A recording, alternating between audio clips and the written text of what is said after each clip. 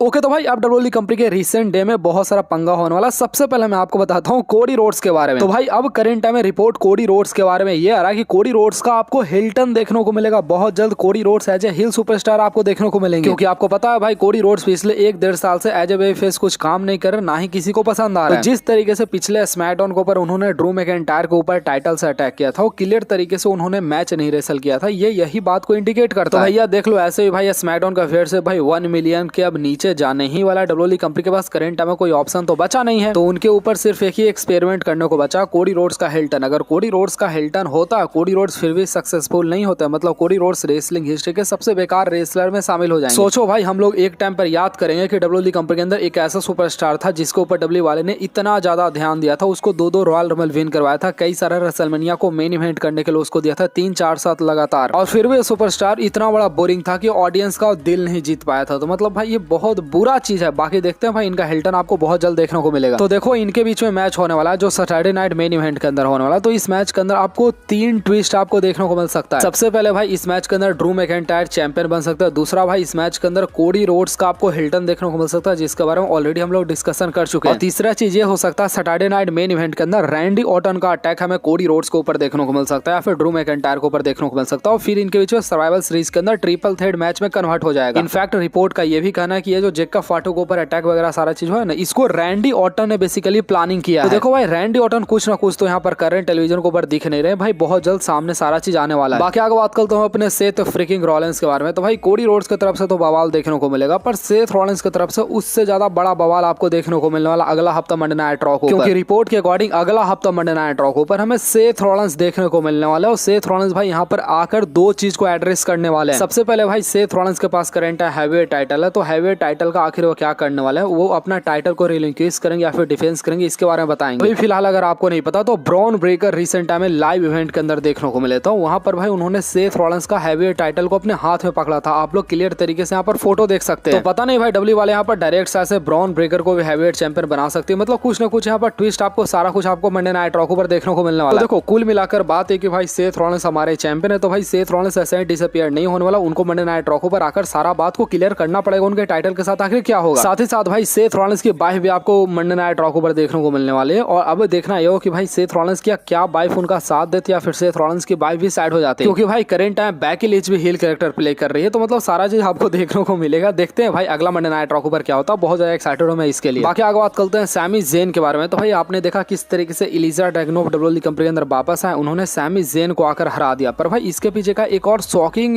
News भी निकल कर सामने आ रहा है, क्योंकि सैमी ज़ेन जो है वो जानबूझकर इलिजा ड्रैगनोव से हारे हैं। रिपोर्ट के अकॉर्डिंग भाई सैमी ज़ेन को डब्ल्यूडब्ल्यूई कंपनी के अंदर अब आगे बढ़ना था, इसलिए उन्होंने खुद नाम सजेस्ट किया है इलिजा ड्रैगनोव। और आपके माइंड में ये सवाल होगा भाई सैमी ज़ेन 2-4 हफ्ता में कैसे हार गए टाइटल। तो भैया अब रिपोर्ट आ रहा है कि सैमी ज़ेन भाई अब वर्ल्ड टाइटल की तरफ अपना मतलब रुख कर रहे हैं, मतलब अब उनको करंट टाइम वर्ल्ड टाइटल चाहिए, इसलिए भाई छोटा मोटा टाइटल इन्होंने बांट दिया इलिजा ड्रैगनोव को। तो देख रहे हो भैया अब करंट टाइम में सैमी ज़ेन आपको एज ए वर्ल्ड चैंपियन देखने को मिलेंगे। मैं सही बता रहा हूँ भाई, मैं पहले बता रहा हूँ सैमी ज़ेन फेल होने वाला है भाई, मतलब एज ए बेफेस सक्सेसफुल हो ही नहीं सकता। देखो डब्ल्यूडब्ल्यूई कंपनी के अंदर भाई एज ए बेफेस सुपरस्टार अगर आप काम करते हो तो आपका सक्सेसफुल होने का बहुत कम रीजन है, पर एज ए हील भाई बहुत हाई चांसेस होता है। तो यहाँ पर सैमी ज़ेन भाई एज ए बेफेस काम कर रहे हैं, मेरे ख्याल से भाई वो सक्सेसफुल होंगे ही नहीं। बाकी आगे बात करते हैं हम लोग यहाँ पर एजे स्टाइल के बारे में। तो भाई एजे स्टाइल और हमारा ये सीएम पंक भाई रिसेंट टाइम में हमें जापान के अंदर देखने को मिले। एजे स्टाइल और सीएम पंक भाई यहाँ पर आपस में भाई गले मिल रहे थे। यहाँ पर एजे स्टाइल को ट्रिब्यूट जापान के अंदर दिया जा रहा था, क्योंकि अगर आपको नहीं पता तो भाई 2003 के टाइम पर एजे स्टाइल जापान के अंदर आए थे, वहां से उन्होंने अपना रेसलिंग करियर को शुरुआत किया था। तो आज भाई 2025 के अंदर वो जापान के अंदर गए थे। तो आप लोग यहाँ पर कह सकते हो एक बहुत अच्छा फेयरवेल जैसा यहाँ पर एजे स्टाइल को दिया गया। सारे लोग भाई यहाँ पर एजे स्टाइल को बहुत अच्छा ओवेशन दे रहे थे, स्टैंडिंग ओवेशन दे रहे थे, आप लोग यहाँ पर देख सकते हैं। और आप करंट टाइम भाई बहुत सारा रूमर आ रहा है 2026 के अंदर एजे स्टाइल रिटायर होने वाला। और शिंसुके नाकामुरा भाई रिसेंट टाइम में जापान टूर के दौरान अपना रिटायरमेंट को उन्होंने टीज कर दिया, मतलब शिंसुके नाकामुरा भी रिटायर होने वाले हैं। और सिर्फ शिंसुके नाकामुरा नहीं भाई, समोआ जो भी आप करंट टाइम में डिस्कशन कर रहे हैं रिटायरमेंट लेने के लिए, तो समोआ जो भी आपको कुछ साल के अंदर आपको रिटायरमेंट होते हुए आपको दिखने वाला 2027 के अंदर बताया जा रहा है। और अगर आप अभी भी नहीं शौक है तो भाई 2028 साल के अंदर करंट टाइम बताया जा रहा है कि रैंडी ऑर्टन शायद से अपना रिटायरमेंट को लॉन्च कर सकते हैं। तो 2028 तक रैंडी ऑर्टन भी फाइनली रिटायर हो सकते हैं। और मेरे ख्याल से आगे भाई 2029 या फिर 2030 तक भाई रोमन रेंस से रॉलिंस भाई सारे सुपरस्टार रिटायर हो जाएंगे। तो भाई मतलब बड़ा अजीब लग रहा है मतलब अभी देखने में। बाकी भाई आगे बात करते हम लोग रिया रिप्ली के बारे में। तो भाई रिया रिप्ली का नोज ही टूट गया था जापान टूर के दौरान, उनका पूरा नाक लटक गया था। मैं आपको फोटो दिखाता हूँ बेसिकली, ये देखो मेरे पास मल्टीपल फोटो आया, पूरा नाक नाक से ब्लड आना शुरू हो गया था। इस तरह भाई मतलब वो नोज के अंदर भाई वो रुआ वगैरह ठूस कर यहाँ पर वो काम चला रही थी। आप लोग इसका फोटो यहाँ पर देख सकते हैं। बाकी भाई इन्होंने जापान टूर के दौरान भाई बहुत ज्यादा एंजॉय किया। आप लोग यहाँ पर देख सकते हो भाई रिया रिप्ली का ईट भाई यहाँ पर देख सकते हो। बहुत सारा चीजों उन्होंने बेसिकली वहाँ पर किया था। तो मैं सारा वीडियो तो नहीं दिखा सकता, पर हाँ कुछ वीडियो आप लोग यहाँ पर देख सकते हैं। वैसे आप लोग यहाँ पर सीएम पंग का भी फोटो देख सकते हैं। सीएम पंग भाई यहाँ पर शिंजुके नाकामुरा के साथ बहुत सारा फोटो को शेयर किया सोशल मीडिया के ऊपर। ये भी मतलब बेसिकली जापान टूर का ही सारा यहाँ पर फोटो आप लोग देख सकते हैं। बाकी भाई यहाँ पर रेसल प्रिस्ट ने भाई और भी बहुत सारे सुपरस्टार को यहाँ पर फीचर किया है, जो कि भाई अब बहुत जल्द रिटायर होने वाले हैं। यहाँ पर उन्होंने जापानीज रेसलर हिरोशी का भी मतलब यहाँ पर नाम मेंशन किया, वो भी बहुत जल्द रिटायर होने वाले हैं। तो बेसिकली भाई हिरोशी, जॉन सीना हो गए, एजे स्टाइल हो गए, समोआ जो हो गए, शिंजुके नाकामुरा हो गया, भाई बहुत सारे सुपरस्टार भाई अब बहुत जल्द रिटायर होने वाले हैं। बाकी आगे बात करते हैं लोग जेकब फाटू के बारे में। तो भाई जेकब फाटू को जो दिक्कत हुआ है बेसिकली दांत से रिलेटेड कुछ दिक्कत हुआ है। तो ये दिक्कत बहुत ज्यादा एक्सट्रीम लेवल का नहीं है। इनफैक्ट जब